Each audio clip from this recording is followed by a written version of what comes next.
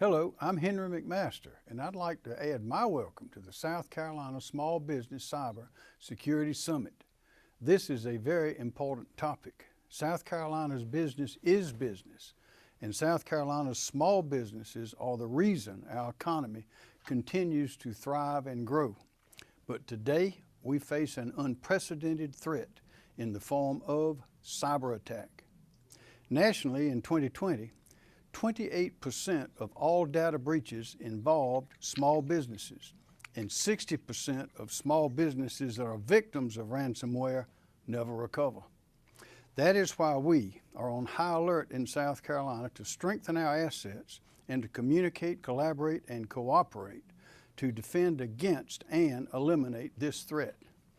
Today, you will hear presentations from cyber experts from government, media, academia, and private industry. This is a good time to share best practices and better hone your ability to protect your business's financial and consumer data. This threat is not going away, and neither are we. I want to thank Clemson University and PCmatic for hosting this important event, and also thank today's attendees for making South Carolina so highly competitive. The best is yet to come.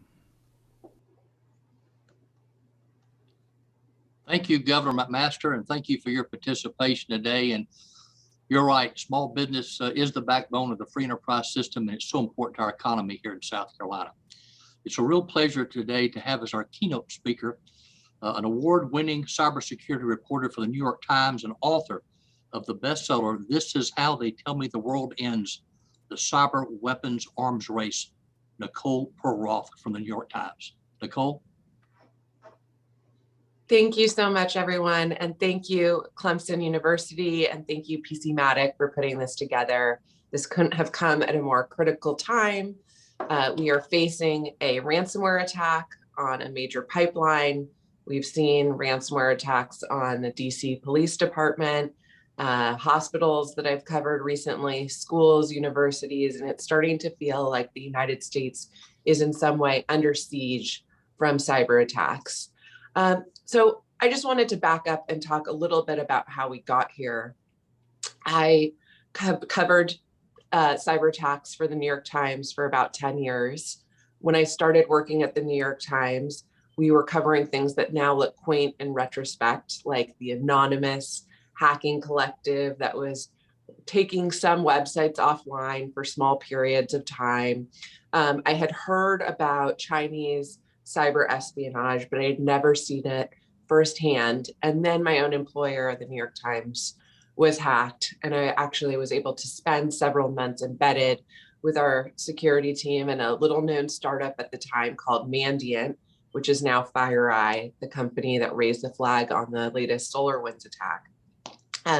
And watch every day as the guy that we called the Beijing summer intern would roll into our networks at 9 a.m. Beijing time and roll out around 4:30 p.m. Beijing time in search of our sources.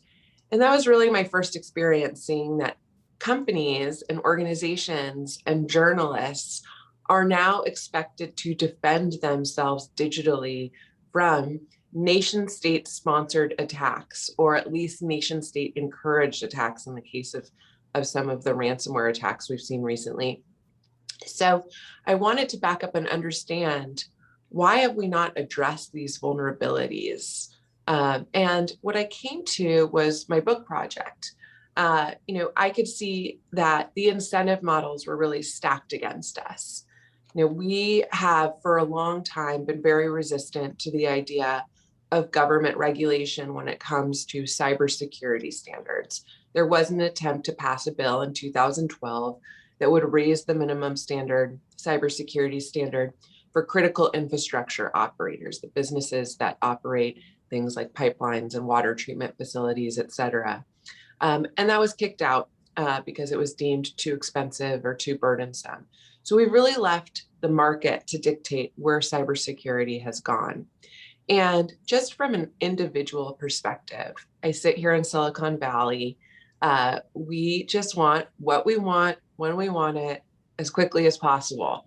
We don't want to be burdened with passwords or two-factor authentication or software updates.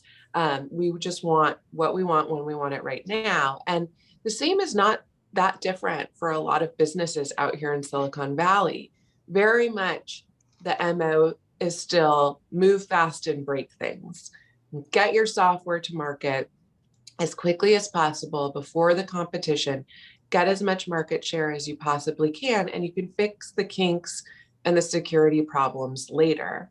And from a government perspective, one of the things I dove deeply into for my book is the fact that governments around the world see a real offensive opportunity in cyber vulnerabilities. They are using vulnerabilities, they're finding vulnerabilities not so that they can patch them, but so that they can use them for their own espionage and surveillance operations. And we're seeing that happen more and more. I've covered Mexico was using vulnerabilities and off-the-shelf spyware to spy on nutritionists who were advocating for soda tax in Mexico to keep tabs on them. We've seen dissidents and activists in the Gulf spied on with commercial spyware that employed cyber vulnerabilities.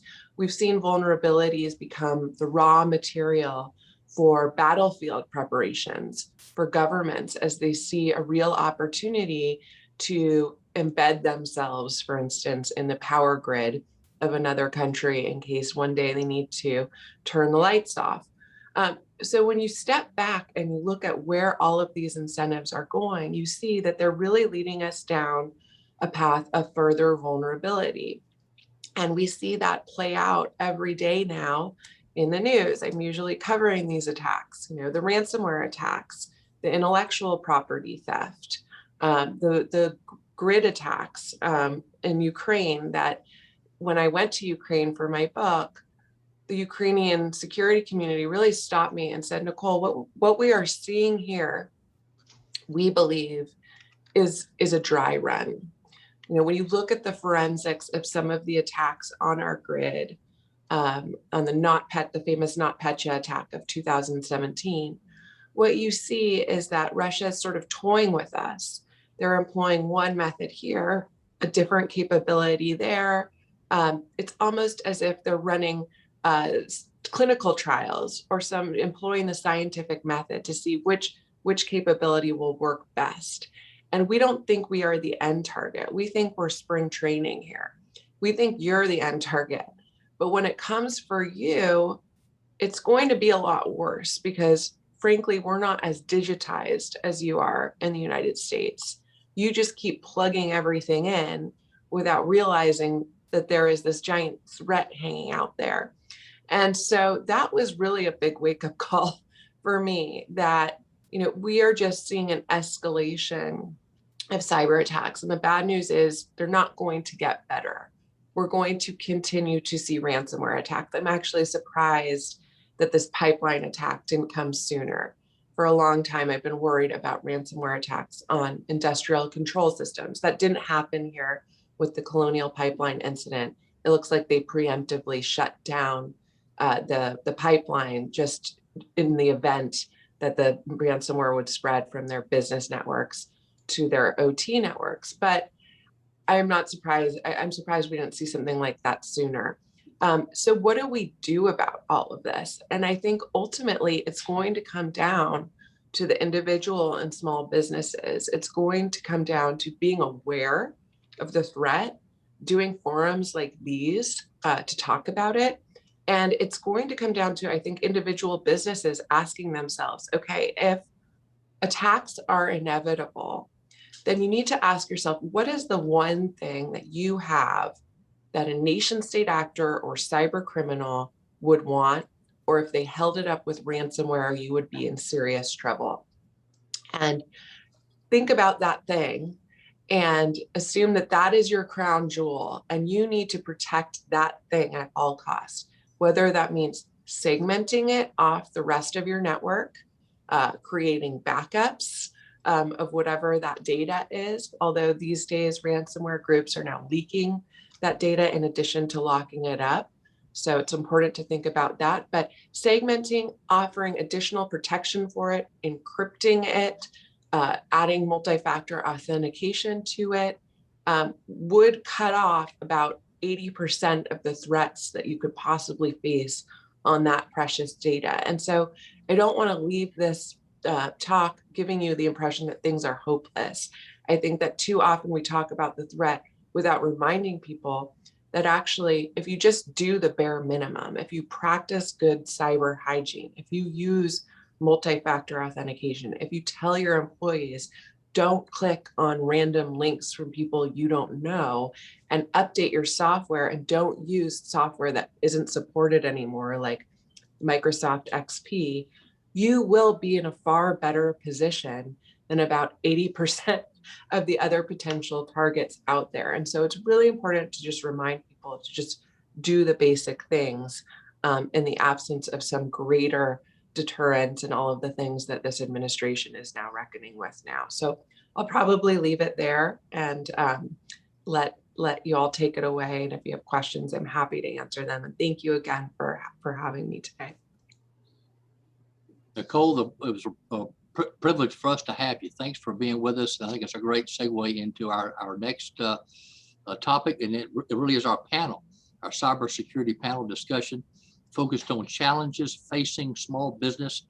We've got an all-star panel: Ken Bible, Chief Information Security Officer for the U.S. Department of Homeland Security; David Trzynski, Acting Chief Information Security Officer for the U.S. Small Business Administration; Rob Chang, founder of South Carolina's own PC-Matic and developer of the world's first global whitelist; and last but not least, Russ Corrado, Vice President and Chief Information Officer of Clemson University, who will now lead the discussion on the panel. Russ? And thank you very much. And thank you, gentlemen, for being able to join us today and have this in-depth and rich discussion. And I think that to Nicole's point, and thank you so much, Nicole, for your background and giving that big picture, view of what is transpiring. And what we want to be able to do is then bring that down to what does that really mean for small businesses? What do you do differently? And what do we need to do to really be more protective?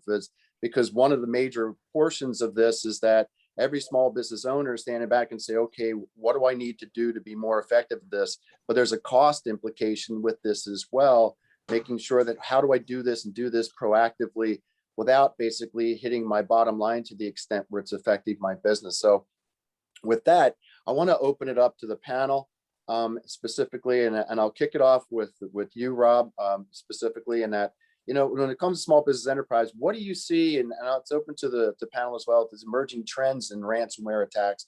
I mean, it's all over the news today. I mean, I got up this morning and they're talking about the whole aspect of the Colonial Pipeline, gas lines now.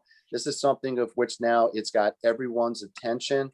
I think the timing of this couldn't be any more appropriate to have this discussion. But what do we see as the emerging trends from ransomware attacks? And honestly, why would they look at targeting small businesses to begin with? Because I think there is a thought process out there that, well, I'm a small business. Why are they looking at me? They're going to go after those, the big corporations. So I shouldn't be concerned about it. So what are your thoughts? Sure. What they're doing is they're really not targeting anybody. They're targeting security holes, and they're trying to monetize security holes. That's what ransomware is finding security holes and monetizing them. And so in this instance, they found a security hole, in Colonial Pipeline, and now they've monetized it, and they kind of hit the jackpot as far as that, because, and actually I didn't really think about Colonial Pipeline because I really thought the United States, this would not happen because the United States is so decentralized. Our water supply is decentralized. Our electric grid is decentralized. So I was kind of a surprise that a lot of the distribution of oil throughout the country is so centralized that could have this impact. So that was a surprise to me. What I did is for small businesses, I put together just some of the things that they should be aware of, that these are the threats to small businesses. I'll just go through them really quick. There's a CEO scam, and this is where a fraudulent email from the CEO goes to accounting requesting to transfer money, and once the money is transferred, it's gone. And that's enough to crush a small business. Then there's phishing. Another sister product is smishing, and this is where there's a link, and it goes to a fake website that looks very authentic, and they're trying to mine information about you and your company and your employees. The next one is a malicious attachment, and they're both, so this is coming into you and your employees, and in the attachment is something malicious. And so you need to be very careful of what's happening there. And then this is a really big one, and it's email compromise. Once they get into your email, then they can go and reset passwords. They can steal information. They can learn a lot. I mean, email is where we all communicate, and there's so much information there. And that's also, the way that they can initiate other scams as well. The other one that's very important during the pandemic is remote ports. I mean, we're all using them more than we've ever been using them because of the pandemic, but this is also a way that they get in. And so it's very important to go and to make sure these support ports are clear and they can only be used by authorized. And the one that we're all talking about, and probably the largest one, is ransomware. And because this can really shut down your business for a long period of time, it can shut down a pipeline, it can shut down all kinds of things. And so to be very, what they do here, there's really not a lot of options after an effect. They encrypt your files, and therefore you can't run your business. And then they want cryptocurrency in payment and then sometimes if you don't pay, then they've also stolen your information that gets leaked to the web. So these are really the concerns that you have at a high level. Thank you.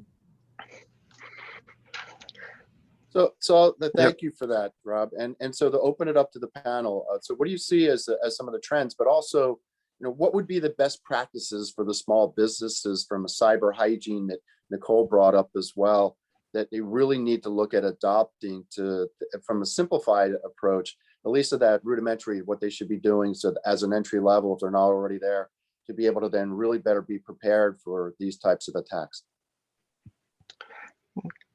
Hey, Russ, this is Kenneth Bible, and first, thanks to Clemson and South Carolina and PCmatic for sponsoring this opportunity. And I just wanted to note that there are some simple things that businesses can do. I think there's a tendency to kind of look at this and say the problem's too big, and what can we do? So to your point, some of the basics, and Nicole hit upon a couple of them associated with this, but basics of ensuring that your antivirus and anti-malware software and signatures are up to date on all your machines. And using the application whitelisting that Rob talked about, or allow listing, to make sure that only allowed software can run and that any unauthorized software is blocked. So these are some basics. And then also just emphasizing the good cyber hygiene with your employees. I was on social media, had some dialogue talking about that cybersecurity culture begins with the user, which I do believe people have to be cognizant of what they're clicking. As Nicole pointed out, people just want what they want when they want it. But that's part of the challenge. It's the path of least resistance for the adversary. And so having a cybersecurity culture that's emphasized by the leadership down is something else that small businesses can do, is just be cognizant of it. And as Rob mentioned smishing, and that's kind of a trend that I'm seeing in some areas. This idea of using mobile devices and SMS messaging with bad links in it, or links to collect data, which then they can take over and use on the broader network. These are kind of insidious things that are starting to see more and more play in the ransomware world. So those also would be some basics that I would talk to small business about. Yeah. So I'd like to add, for me, it's one umbrella thing. It would be prevention. And then, small businesses are not able to react to any of these problems. Once they happen, then it's really too late. So your focus has to be on prevention.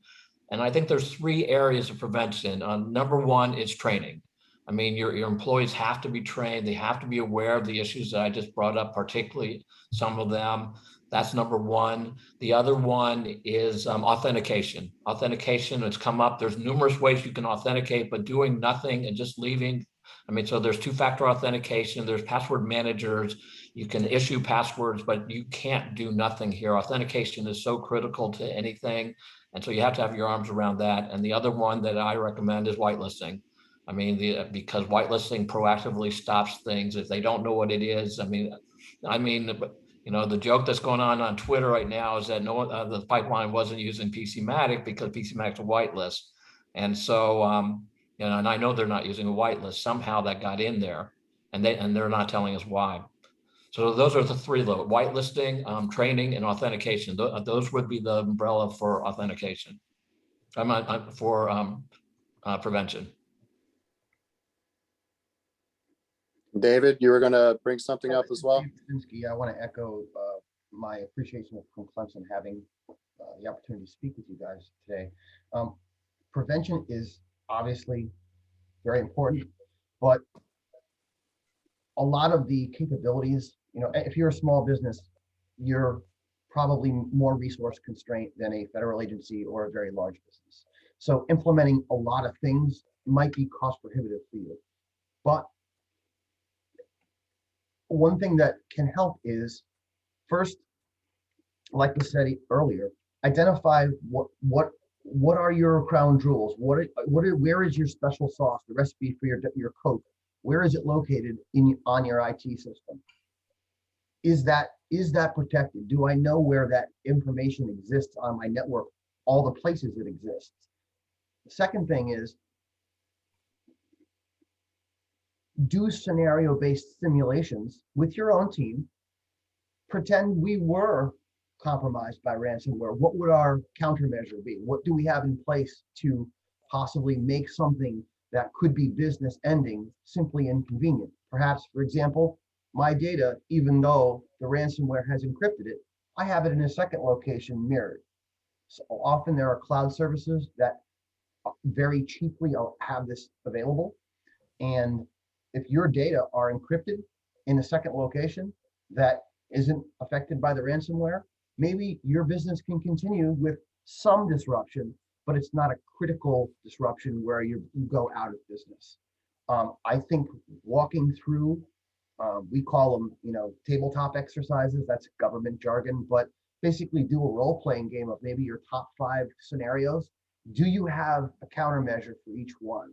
The answer really can't be nothing, right? So that's the end of a small business if your answer is nothing. But if you say, well, my data are encrypted in the cloud and I have my encryption keys someplace else that isn't in the cloud, therefore the ransomware can't get to that information. Or if it's the same situation, the ransomware has encrypted my data, but I have it someplace else that I can access it in a different resource where I can still do my business, then that effect is mitigated. And I think walking through those scenarios, okay, prevent, but how do we react when something goes wrong with the assumption that something will always go wrong? I think that's really important. And it's a low cost thing too. You can, buy your IT team some pizzas on a Friday afternoon and walk through the scenarios and write down the results and maybe even do functional testing of those scenarios to see whether the countermeasure you purchased acts the way you expect it to act when you need it. David, you bring up a really good point that I was going to bring up as well, and it dovetails right into, coming from the West Coast, from California. We practice when you're going to have an earthquake. If you're in tornado country, you practice basically what's going to happen if you have a tornado touch down. But yet here we are with cyber attacks and a business continuity planning. No one thinks about it, and it's an afterthought, when in fact they should look at it the exact same way, because the impact of it is just as critical as it is to some sort of natural disaster, right? And so your point is spot on, to be able to then look at those aspects, to be able to then say, hey, let's go back and let's practice a business continuity plan against the cyber attack and do those scenarios of which then could actually help you should that occur, right? How to basically respond to it accordingly, instead of being held hostage and have a situation like the Colonial Pipeline. Yeah, so agnostically speaking, of course, test your arc before it rains. That's the sort of soundbite is, see what would happen. Maybe it works like you expected, or maybe there's some unforeseen thing, technical or otherwise, that you need to really consider and then plan more for later.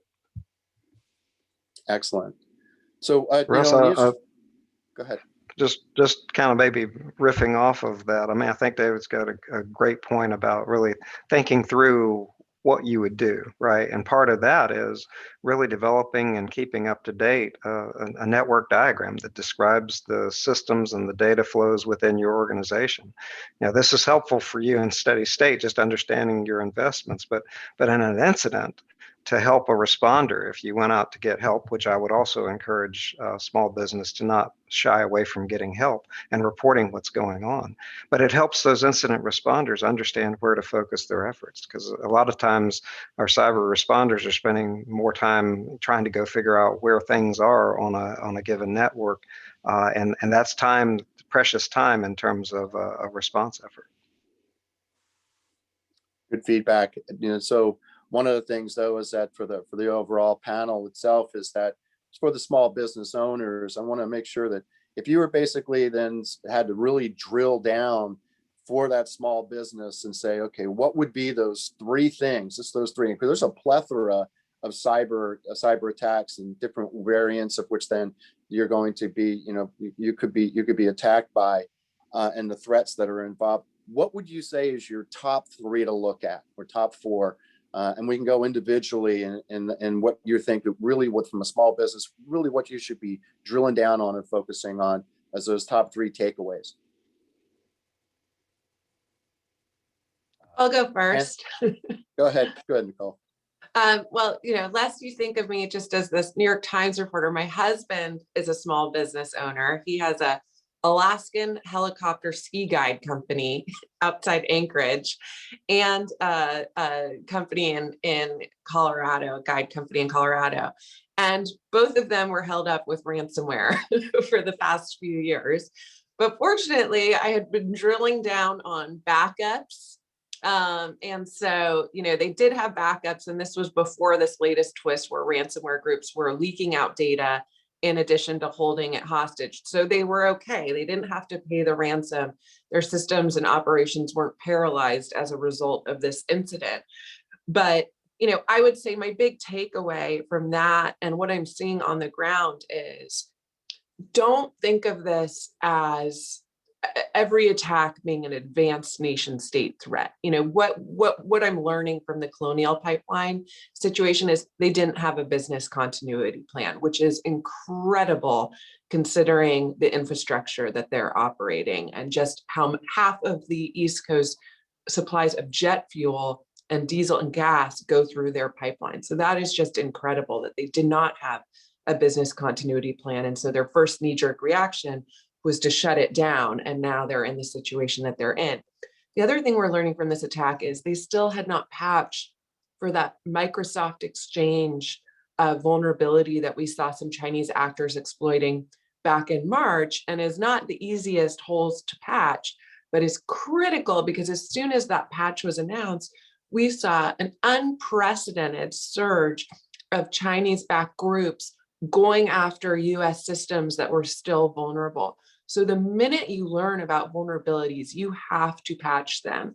Outsource it if you have to, but you have to patch them because there is this critical period between when a patch is announced, when cyber criminals and some nation state groups will go to town on vulnerable systems to get in to as many systems as they possibly can. And that's what we saw with this Microsoft Exchange hack. And so the fact that Colonial Pipeline, again, a huge infrastructure operator, hadn't even patched for that vulnerability 6 weeks, 2 months after the fact is a huge black eye for them. And I think will probably lead to some class action lawsuits or some liabilities down the road. So just patch, encrypt, do two-factor authentication, train your employees not to click on links and attachments, have strong password protocols. You can't have SolarWinds123 as the password to the software update mechanism that has incredible access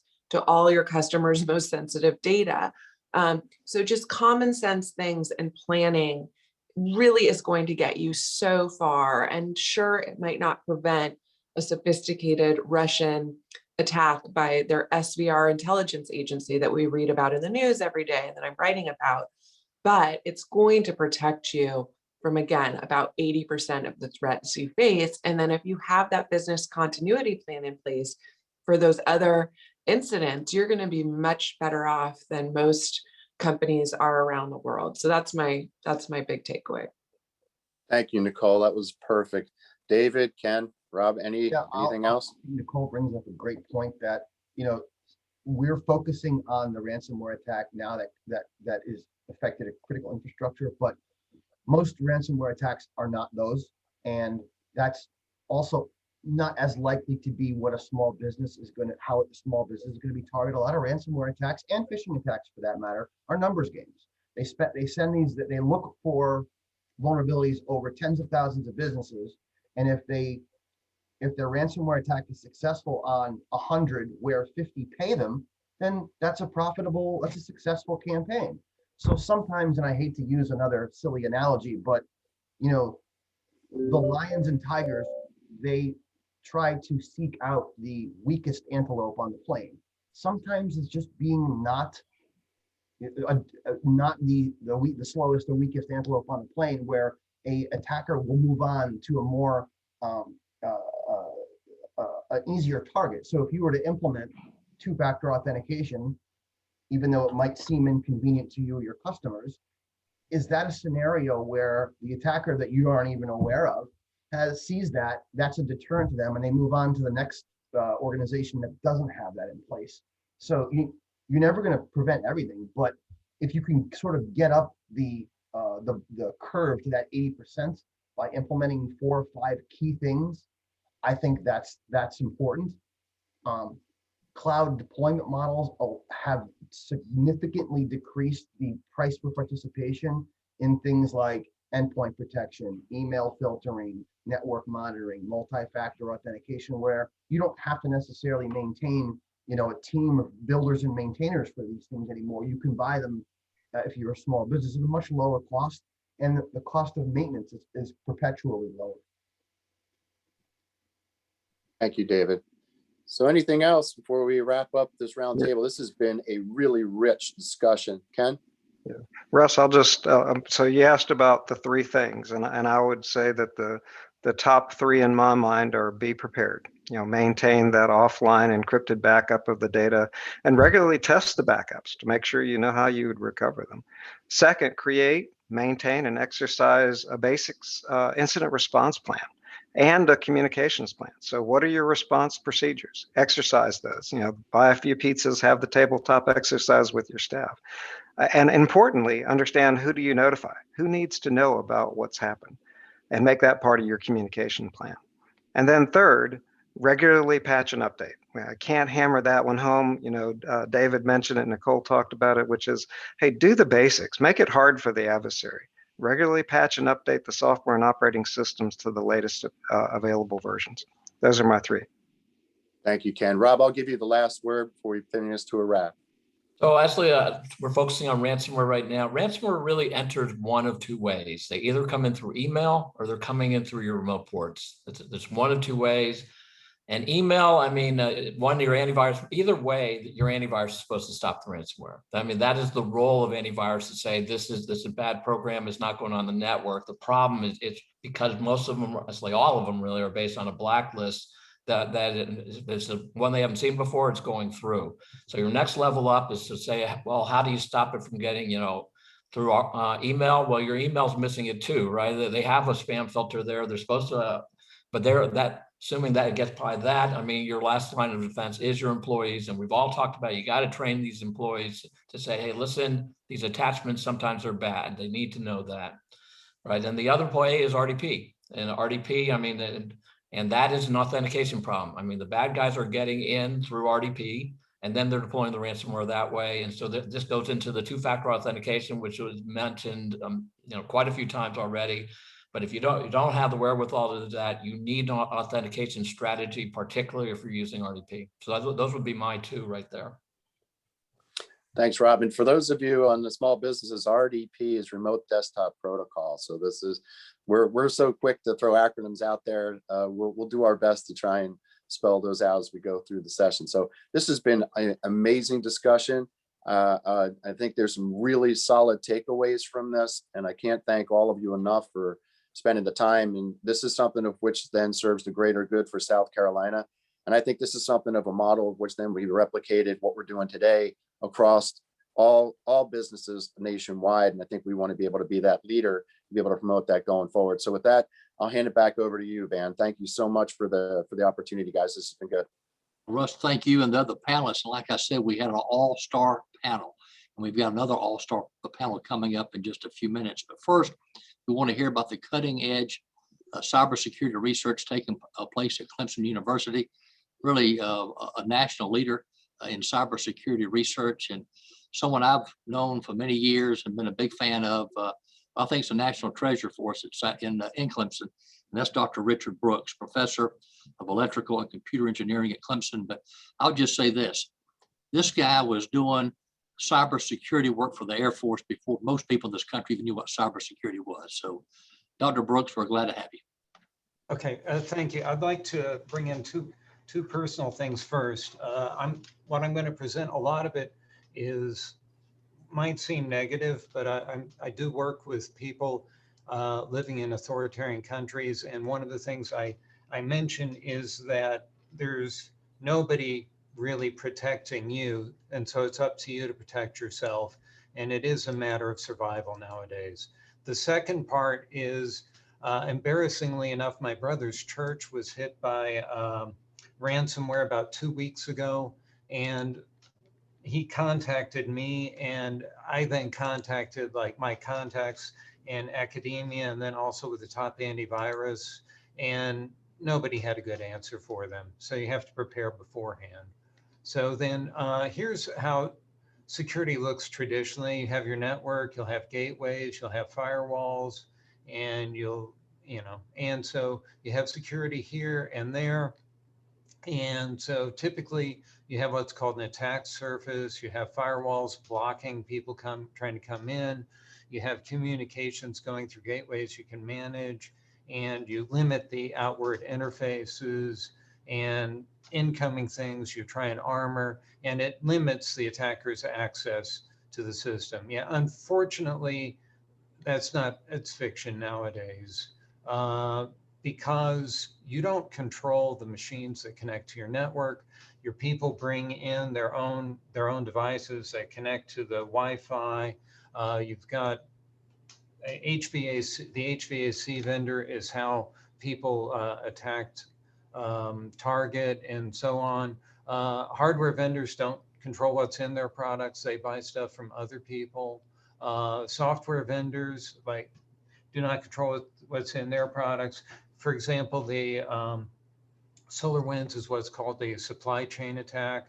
Somebody hacked their software and so on, and it just goes through, and no one controls internet routing. So things we're looking at, IoTs on your network, if you know it or not, and they have access to sensitive data and sensitive user information, they're low price, short-term to market, all the things that Nicole said, and rather than being secure, they're built to exfiltrate your data to Google or whoever else makes them. And so we're looking at IoT things that are looking at power side channels, and so then looking for anomalies in them and trying to stop privacy leakage of IoT, and that should be built into the devices. It's not currently built. Another issue is network routing. Nobody controls that. And this is a website that has the network routing problems.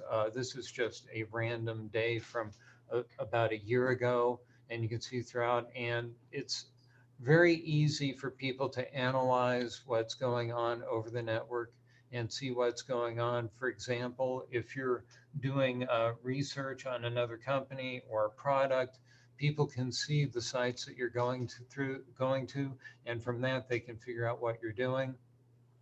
And we're developing approaches for hiding what you're doing on the network.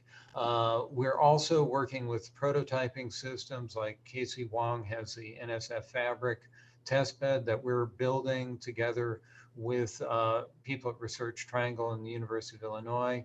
And Dr. Filippi has a future combat vehicle systems project with fast prototyping that we're doing for the Army. And so with ICAR, there's a lot of work being done on developing automotive systems and then also IoT type systems that are more secure.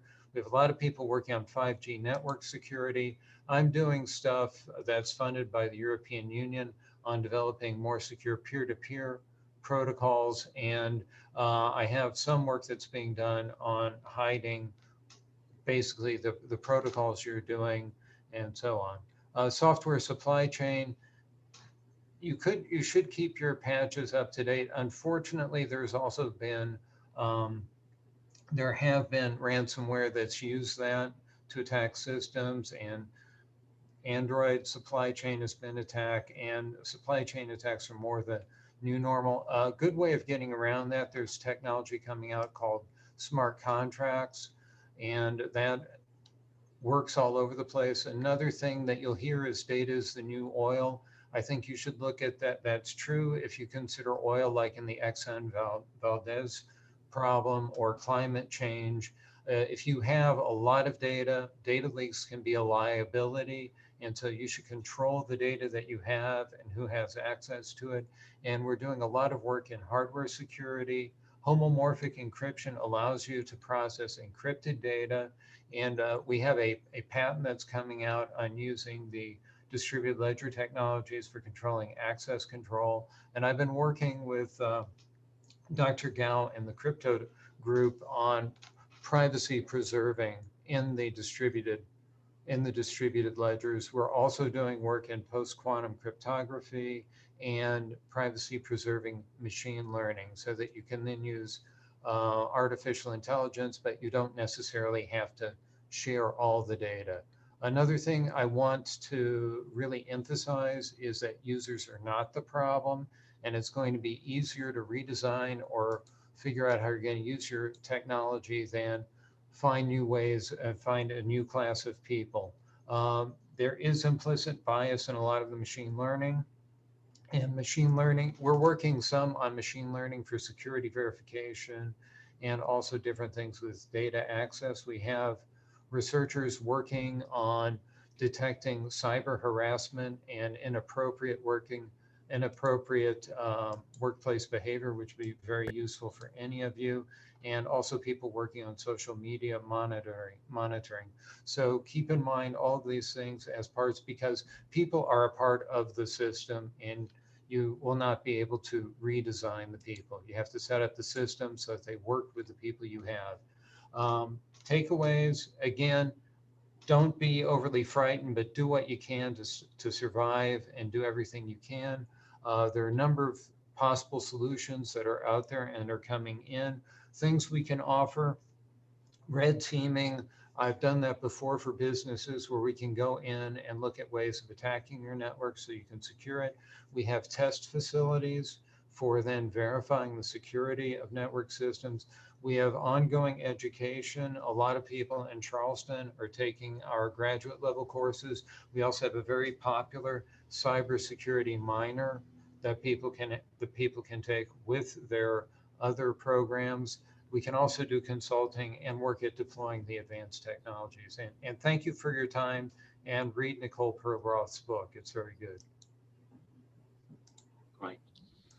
Well, thank you, Dr. Brooks and Dr. Amy Apon. I don't know if you're on, but if you want to add any final words there as far as the Clemson research.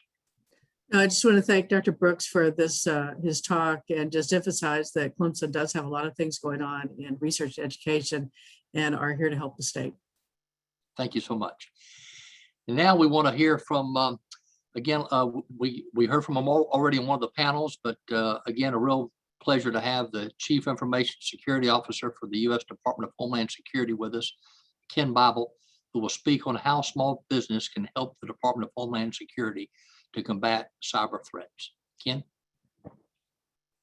All right. Well, thank you for giving me a chance to give a few remarks here. And I guess this takes two forms. I think one is, again, how can small businesses contribute to the mission of Homeland Security? And certainly, as most people know, Department of Homeland Security is a relatively young organization and comprises a lot of component organizations, things as diverse as the Coast Guard to Customs and Border Protection to TSA. And each one of those has unique missions that they perform and have unique data requirements. And so there are certainly opportunities to be able to leverage the expertise and innovation of small business. But I think to the point of this summit, and talking a bit, kind of keeping on the ransomware theme, I would be remiss if I didn't talk about the fact that Secretary Mayorkas, Secretary of Homeland Security, announced on March 31st that there were going to be a series of 60-day sprints, each one focused on the most important and most urgent priorities that we needed to get after. And the first sprint out of the box is on ransomware, which is, as we've talked about today, a pretty malicious cyber activity that doesn't really discriminate who it targets. And as has been discussed today in terms of the dark side, an interesting term got introduced into, it was actually one of the first times that I'd heard the term ransomware as a service. With the advent of this dark side organization. And so it is a national security threat. It poses a national security threat. Last year, one of our components, the one chartered with the cybersecurity and infrastructure security, CISA, the Cybersecurity and Infrastructure Security Agency, and its government partners issued a joint alert warning of the increased ransomware attacks that could paralyze hospitals and other healthcare facilities. And there's actors out there who maliciously use ransomware, even in the midst of this unprecedented and ongoing global pandemic. And so it's really a very challenging environment. We can't tackle these challenges alone. And so it really does rely on small business all the way to large business to do the diligence that we've talked about this morning on the panel. But importantly, you're not alone. So one of the things that we've tried to do is to provide links for this summit for you to be able to get to the CISA resources around ransomware and more generally around cybersecurity for both IT and the operational technologies. So I would encourage you to survey those links, to look at what resources are available from CISA, as well as some of the things that are emerging around the state, local, tribal, and territorial efforts that CISA is taking on. So Secretary Mayorkas has stated that we're expanding CISA's footprint across the country in order to provide more information and to build the network of partnerships across the country. And so we're going to have state cybersecurity coordinators across the country, deepening the relationships from coast to coast. And so I encourage you to keep track of those efforts. And my hope is that this is a partnership that we have with industry, leveraging the brightest minds that the nation can bring together, and that small business to large business will do their part. But there is help. And the officials at the federal level are very keenly aware of the challenges and want to be able to provide resources to businesses of all size. So with that, I'll turn it back to you, Van. Thanks, Ken, and thank you for what you're doing for this country at DHS. And again, real honor to have you with us today. Thank you, The great thing about this summit is, and when Clemson and PC Matic were planning it early on, is they wanted to make it practical to really help small business in South Carolina with practical tips. And I know Russ will be talking a little later about the resource page that they'll have to help small business in South Carolina after this and moving forward. Next is another great panel entitled Useful Cybersecurity Tools for Small Businesses. We've got David Trzynski, Acting Chief Information Security Officer of the U.S. Small Business Administration. Again, Rob Chain, founder of South Carolina-based PC Matic, developer of the world's first global whitelist. And to lead the discussion, John Hoyt, Deputy Director for Information Security at Clemson University. John?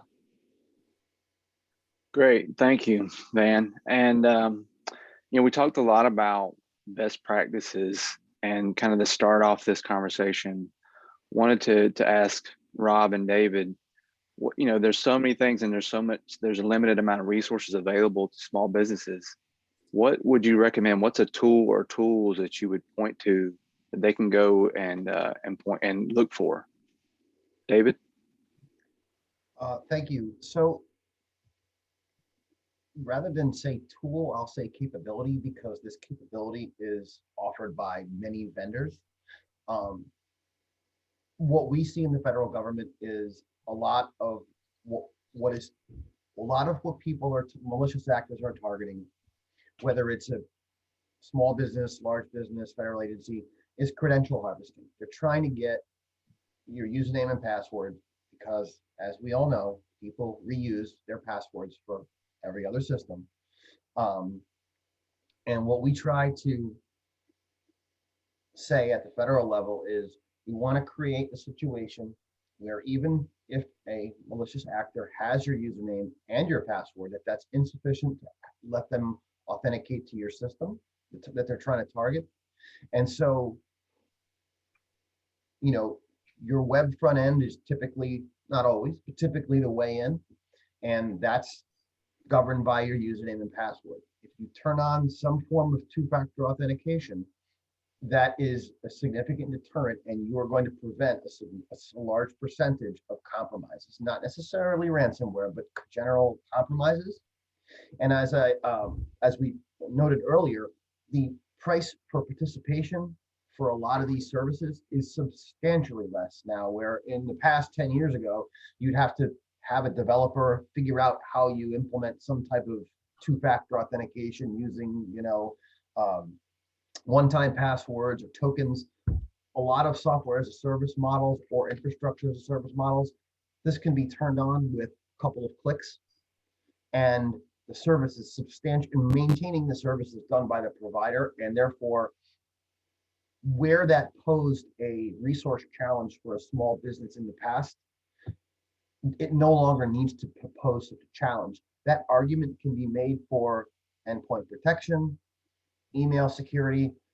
You don't need to maintain, you as a small business no longer need to maintain the infrastructure and the builders and maintainers of that infrastructure as you once did, where that responsibility now is with the service provider. And as long as you're willing to pay the contract to that service provider, you can get that service and that benefits your business, again, at a lower price point.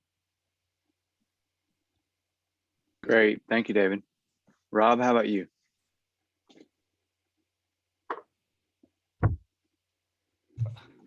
Okay. Well, one thing I'd like to share with everybody is that PCmatic is still considered a small business. According to the SBA, you have to have more than 1,500 employees, so we definitely fall in there. The company is 22 years old at this point, so I thought I'd share some of the things that we've done so we can get this far and be a cybersecurity company and still be a small business. I found this company in 1999, and two of the things we did right, and we didn't know it at the time, is a concept we haven't talked about, is the concept of least privileges, which means that for each user, you need to define how much privilege they get. The mistake that a lot of businesses make in the very beginning is they give everybody privileges at the highest level. And I was the CEO at the time, but I was not writing any code and things, so I did not have all the privileges because I didn't need them. And to go through that, every organization should go through that exercise, and I'm happy to say we did that from the very beginning. The second thing is that we issued our passwords to for network access and all that. And I think that is, this has been going on decades. This is before, there was two-factor authentication, but we've been issuing passwords since the very beginning. And I think that keeps us safer. The other thing is training. We have lots of employees, we're hiring lots of employees. So whenever you bring a new person in, it is really, really important. All these things we're talking about, that they understand them before you let them go on the network. Or else, so we have training for that, as well as keeping our current. And the last one is we use our own software. Actually, I'll tell you the story. We're using a company called Rackspace. We moved to Amazon. The reason why is because they wouldn't let us use our own software to protect our server. And so therefore we got rid of Rackspace. We moved to Amazon, and we're using our own software to go and do it because it's based on a whitelist. They want to use trend, and I knew that was based on a blacklist. So those are the 4 things that we do as a small business to make me be able to sleep at night and be a cybersecurity company. Great, that's great. And one thing that I thought about that we utilize heavily are information sharing networks and ISACs. And there's usually there's a ton of different ISACs out there. And there's like financial ISACs, there's higher ed ISACs, and those are really invaluable. If you can tap into an ISAC that they're like you, they're similar to your environment, and you can find out information about security threats that are targeting your sector. For higher ed, we collaborate well with other institutions. We actually have a group with other schools in South Carolina that we talk and chat about threats that we're seeing, what's happening to us, and just information sharing. And that's so important, being able to share the latest information with each other to help protect our networks and our people. So thank you. Another one I just thought about was the CISA tools. There's so many tools out there for CISA that on the site, you'll see some of them, but there's definitely more out there that are really, really beneficial. They're targeted to small businesses that Ken mentioned, and just definitely take a look at those. There's a whole roadmap for small businesses of targeting, like how do you get from where you are to where you want to be. John, I want to piggyback on a point you made. You mentioned collaboration. The perception sometimes with private businesses, the government's required to disclose what happens to itself if it has an incident or something like that. That's why you hear about it on the news a lot. And a private company, you don't always hear about it unless it's what we're going through now with the pipeline, and it's so prevalent that you have to know about it.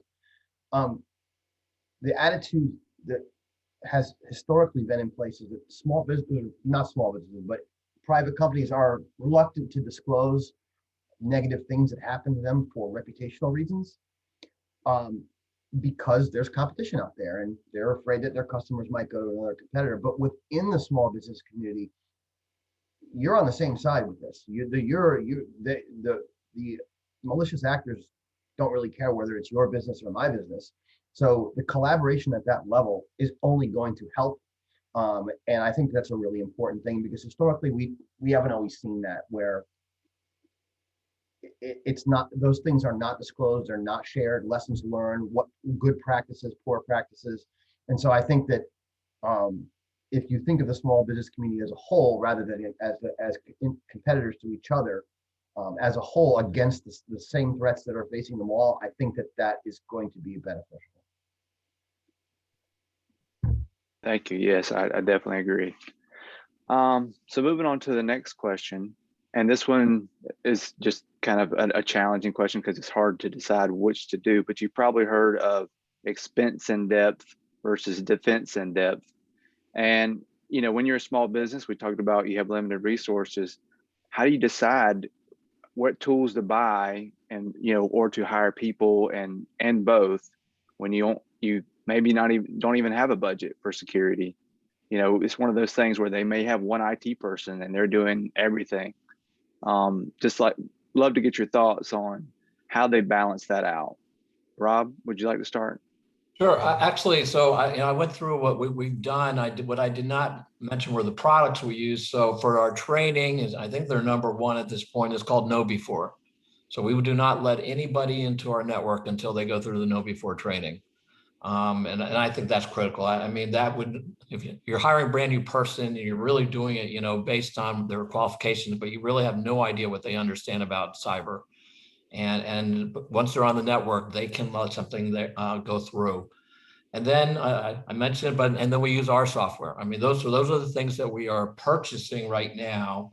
I mean, obviously we don't purchase from ourselves, but other people can use that, make me sleep at night because of the architecture of our software, which is based on a whitelist rather than blacklist. And I think it does, let's talk a little about whitelist versus blacklist.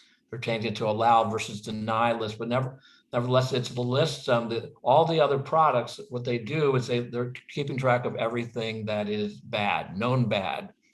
And the flaw and why that it got in, Colonial Pipeline, is that whatever product they're using had never seen it before. It's the unknown software. And so using an allow list or whitelist approach, what it does is it's confirming everything is good. If it's not confirmed to be good, it's a much more conservative way of looking at things, then it doesn't get into the network. And so using an allow list type of software, as Van said, we have a global one, so it makes it a lot easier to maintain it. But nevertheless, that keeps me, makes me feel that our servers are safe. And just to be clear, and every single endpoint in our company is using our software, and that makes me feel better. All right. David, you got any thoughts on that? Sure. At the risk of being over repetitive, I think I've mentioned a couple times that software as a service models and the modernization that has happened in the last 5 to 10 years has decreased the price point for participating in services like vulnerability scanning, code scanning, endpoint protection, email protection, network monitoring. You had asked, I believe, about do I focus on tools or people? A lot of times you don't have to maintain these tools on your own infrastructure anymore. You can buy them as a service. And so if I had to edge toward one, I would focus on the hiring people who know how to configure and manage those cloud-based tools if you're resource constrained. If you have the budget to stand up your own infrastructure and that's what you want to do, very well. But I think the premise here is that a lot of small businesses don't have that. So if you're going to spend money on, servers and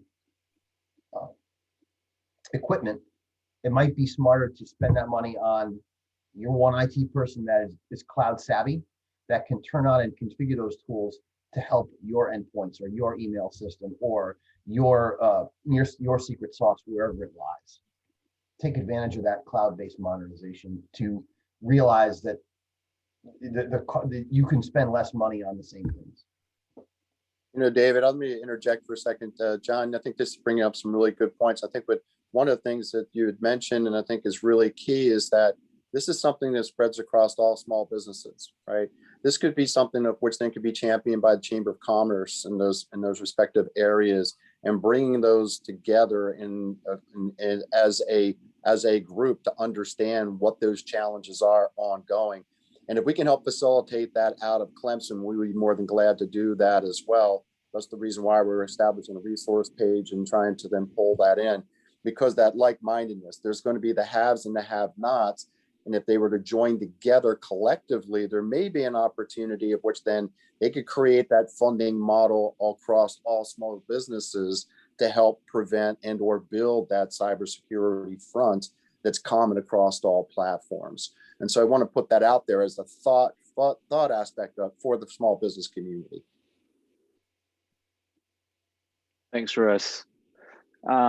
And just kind of wrapping things up, one thing that I thought about, I'd love to get your input on this, is just dealing with the optimism bias, the bias of, hey, it's not going to happen to me.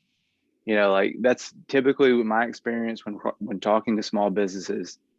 That's the number one thing, that there's all these tools available, there's all these resources, but they decide not to invest in those because they believe it's going to happen to somebody else. David, any thoughts on that? I can see that whole, I'm not on the malicious actors radar, but I think there's been enough instances of this in social media, the news, what we're going through now, where I fear for the person who says that, who is going to be the person who, like I said before, is the slowest antelope on the plane. And if I'm a small business, I want to say, well, I want to build my security in place better than the person who says that, because, if a malicious actor is going to get someone, I don't want it to be me. And so I think that, like you said, collaboration across the small business community, even for just awareness that you are being targeted. You might not have noticed it yet, but you are, because for a lot of malicious actors, it's a numbers game. I can A malicious actor can scan hundreds of thousands of IP addresses in seconds, find the 200 that are vulnerable, and it's very easy. The tool, the automation is all there for them. So I think that awareness across the small business community is essential, like you said. Yeah, great. I agree, Rob. Yeah, so I guess if somebody told that to me, the first ransomware happened in September of 2013. It hit a home computer and the ransom was, I think, $200. And so in the last 8 years, it's gotten to the point where it's shutting down a pipeline, hospitals, K through 12s. I mean, education has definitely been affected during the pandemic. So if they feel that way now, I don't think they're going to feel that way in the future. I mean, where this is going is that everybody needs to be prepared. I mean, that's why we're doing this. I mean, it's to say, listen, maybe that was certainly in September, let's say October 2013, everyone felt that way. But now, I mean, it's time for us not to feel that way anymore. We have to go and work together. The comment, I met with General Les Eisner, who was part of SC Cyber, and he made the comment that the key to everything is for everybody to work together. I mean, nobody figures it out, no company figures it out, no government figures it out. It's everybody working together and talking to each other and understanding the problem jointly. And so I think that is a big part of it. That's something that, why we're all here together. It's to talk to amongst ourselves as panelists, to get out a message to all the people here so that you guys can talk together and talk to other small businesses that aren't part of this thing. Just so that, I mean, we just start talking about this so we can all together find the solution, because no one person is going to figure it out.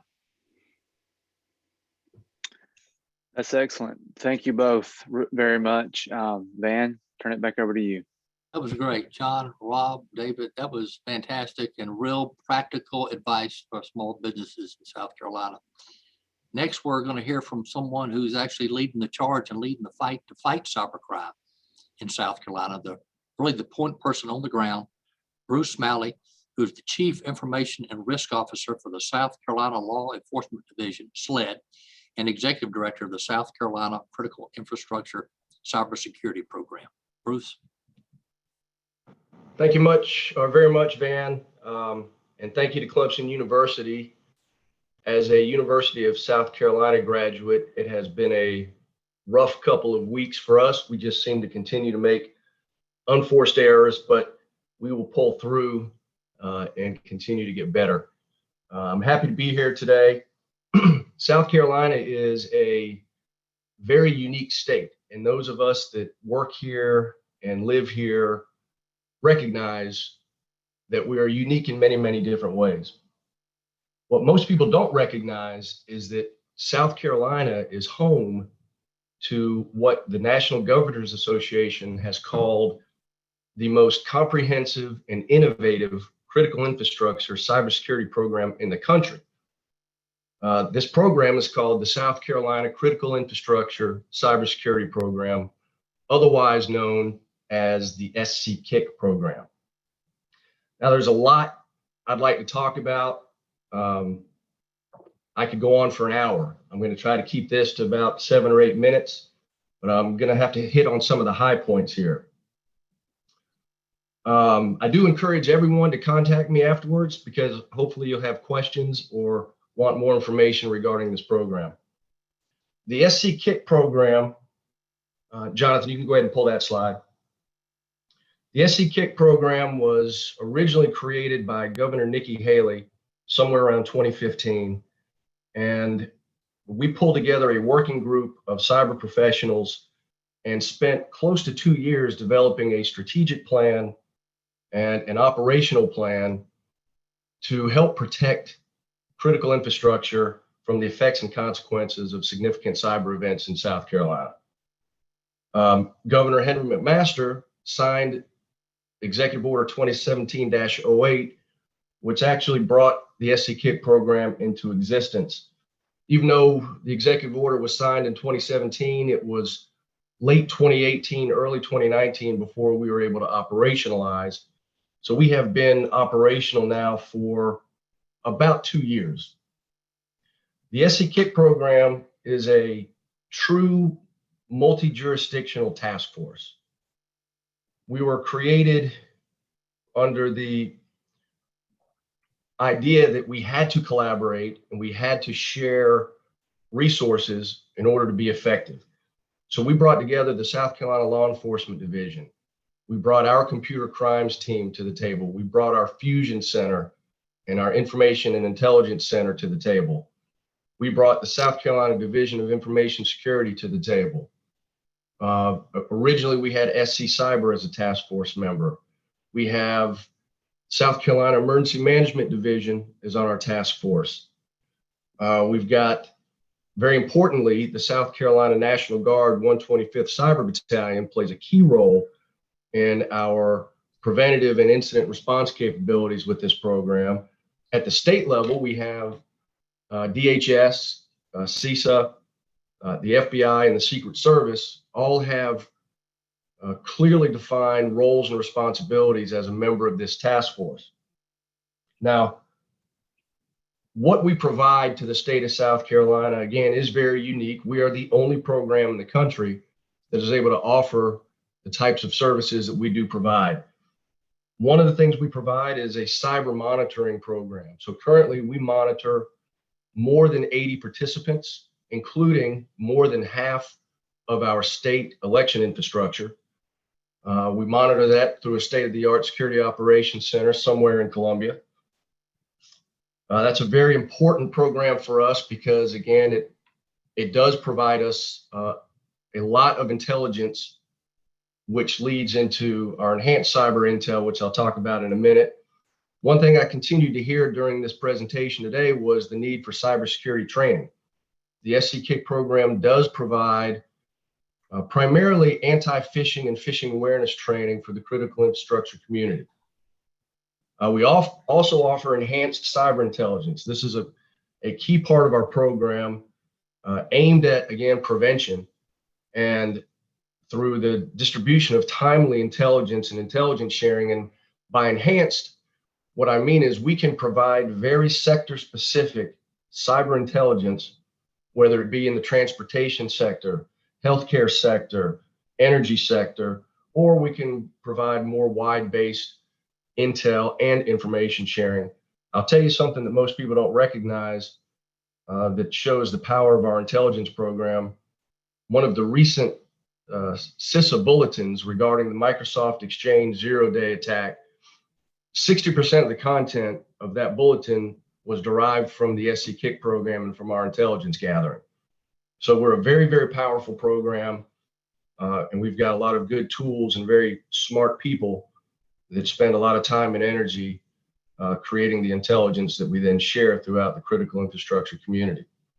We also offer cyber exercises. We've participated in Jack Voltaic down in Charleston and Savannah. We also work with our National Guard and other task force members to provide free of charge cyber exercises to the critical infrastructure community. We provide vulnerability scanning and cyber posture reviews for the critical infrastructure community. This is another important way in which we are able to help show weaknesses in the CIKR community and then consult with them on how to mitigate those weaknesses. But it also provides us some data to which we can then use to focus our resources to those areas that have the most critical needs and maybe weaker points within our CIKR community. We offer incident response services. This is where the 125th Cyber Battalion comes into play. Since our operationalization about 2 years ago, we have responded to nearly 40 significant cyber incidents that affect critical infrastructure in South Carolina. By our conservative estimates, our incident response program alone has saved the taxpayers of South Carolina probably around $10 million during our short time as a program. So very, very important incident response capabilities. We're able to mitigate significant incidents with the assistance of our task force and get CIKR operational again as quickly as possible. The information sharing and collaboration, I've heard that mentioned many times here today. It is extremely important.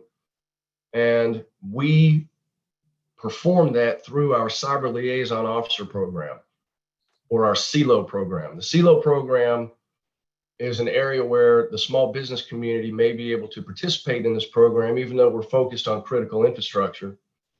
Currently, we have over 200 cyber liaison officers in South Carolina. They represent every single CIKR sector, and this is the SC KIC's point of contact for us to share intelligence, for us to share information, for the CILO to share information with the program, because what we're looking for is a bi-directional sharing of information. We don't want to just be the only ones delivering intelligence and cyber information throughout the state and to the CIKR community. And because we built such an impressive network, and it continues to grow by 10, 12, sometimes 15 CILOs a month, we have real-time communication methods for our CILOs. So there are offline and encrypted chat methods from which we share information real time, and there's an incredible amount of information that is shared on a daily basis. That also helps us develop our intelligence bulletins and then share them again through the community up to our federal partners. And I want to give you one example of how powerful, when everything works together synergistically, this is how the program is supposed to work. And this is a real world example from about 6 months ago. An FBI office in California was made aware of some intelligence that affected an organization in South Carolina. They in turn reached out to the Columbia FBI office, with whom is on our task force, and their intelligence officer is in daily contact with our cyber intelligence officer. When he received the information in the Columbia FBI office, he immediately reached out to the SC KIC program. The SC KIC program reviewed the intelligence. We recognized that the affected organization was in fact a participant of the SC KIC program. We already had our MOUs, we already had our privacy agreements in place. In fact, we were monitoring one of the network segments at this particular organization, not the entirety of the network, but one particular segment. The information showed that there was in fact a ransomware precursor on the network that we were not monitoring. But because we had a CILO in place at the organization, we were able to reach out to that CILO within minutes, start the conversation in the triage with the information that we had in hand. And because we had a network sensor, at least somewhere in that organization, we were then able to move that network sensor device to the affected segment. We were able to then see the ransomware precursors, and we were able to eliminate and mitigate that threat before the ransomware was kicked off, which was imminent and would have cost that particular organization. Again, our estimate is $5 to $10 million. So that's how the program works synergistically through all the parts of the services that we offer. And that's how powerful collaboration can be with our federal partners. That's how important the CILO program is. And again, just how effective it can be for the CRKR community in South Carolina. Let's see. I think I'm going to wrap it up by telling the group here today that by, again, our conservative estimates, when you add up all of the savings that we've provided to South Carolina in just 20 to 24 months of being operational, we estimate that we've saved the taxpayers between $15 and $20 million. Now, if I told you that this program has an annual cost of $800,000, would you be surprised? I think most of you would be extremely surprised that for less than $1 million, we've provided this kind of support and service and real measurable results for the South Carolina community. Now, we need more.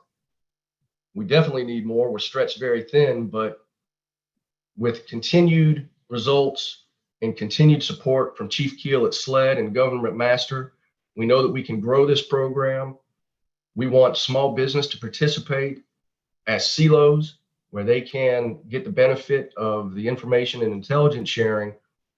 And again, together as a community, we can all help protect South Carolina critical infrastructure, which really is just about protecting the health and the well-being of South Carolina citizens. And together, I think we can all do that. So I appreciate the time today, Van, and the rest of the panel. Very good information from the folks on the line today, and some impressive things from Clemson University as well. So thank you very much. Thank you, Bruce, and thank you to you and your team for what you're doing to fight cybercrime in South Carolina. I really think what you're doing is a model for the whole nation. And so it's good to see South Carolina leading the way. Next, we'll hear from Russ Carlotto, the Vice President and Chief Information Officer of Clemson University, on moving forward Clemson University's land grant mission to help South Carolina small businesses. Russ? So Van, want to personally thank you and thank Rob for sponsoring the small business cybersecurity summit. Some might ask, so why Clemson, right? Why are we involved with this?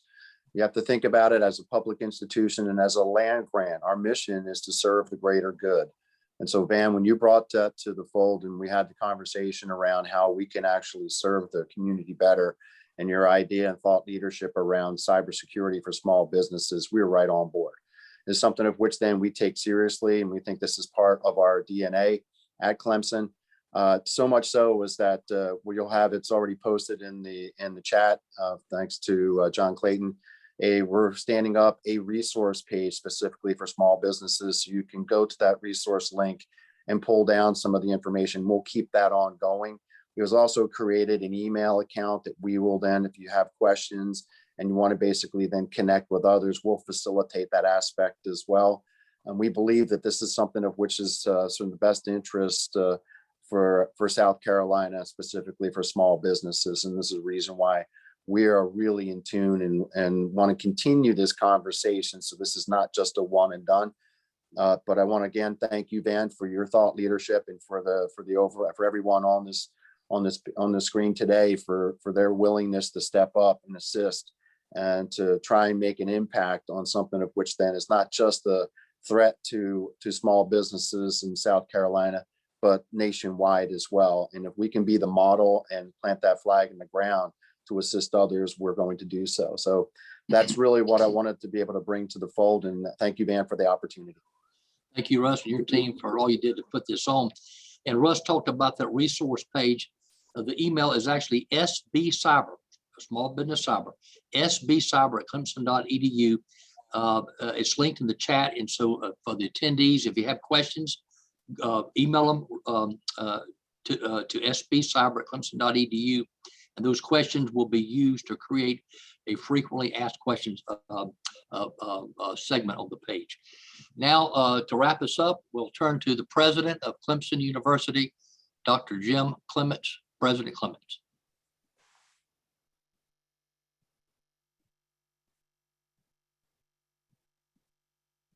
Thank you all for taking the time to participate in the first South Carolina Small Business Cybersecurity Summit. I want to give a very special thank you to Governor Henry McMaster and all of our speakers for their valuable insights. And thank you to PC Matic for working with our staff at Clemson to help organize this event. I would also like to thank the U.S. Small Business Administration for their support of this event. And I especially want to thank William Furman, SBA Senior Area Manager here in South Carolina, for his great work to help us reach out to South Carolina's small business community. I'm happy to announce that we now have a resource page available on the Clemson website. It will provide links to pages with more information on what our speakers discussed today. The resource page will serve as a very useful guide to our small business community and provide practical suggestions and tips to help small businesses better prepare and defend themselves from cyber attacks. You can find this page at clemson.edu/cybersecurity-summit. As a land-grant university, part of our mission is to be a resource to the great people of South Carolina, including our state's small businesses. On a personal note, cybersecurity is something very important to me. In fact, my undergraduate degree and one of my graduate degrees are in computer science. and I've built cybersecurity education and research programs during my career. Cybersecurity is vital to our future and affects basically everything from national security to healthcare, transportation, banking, our small businesses, and so many, many other areas. And I'm proud of the fact that Clemson University has emerged as a national leader in cybersecurity and recently has been designated by the National Security Agency as a center of academic excellence in both cyber defense and cyber research. I'm glad we can leverage our expertise in cybersecurity to help small businesses across the state. American small businesses are the backbone of a free enterprise system, but unfortunately, small businesses are disproportionately affected by cyber attacks.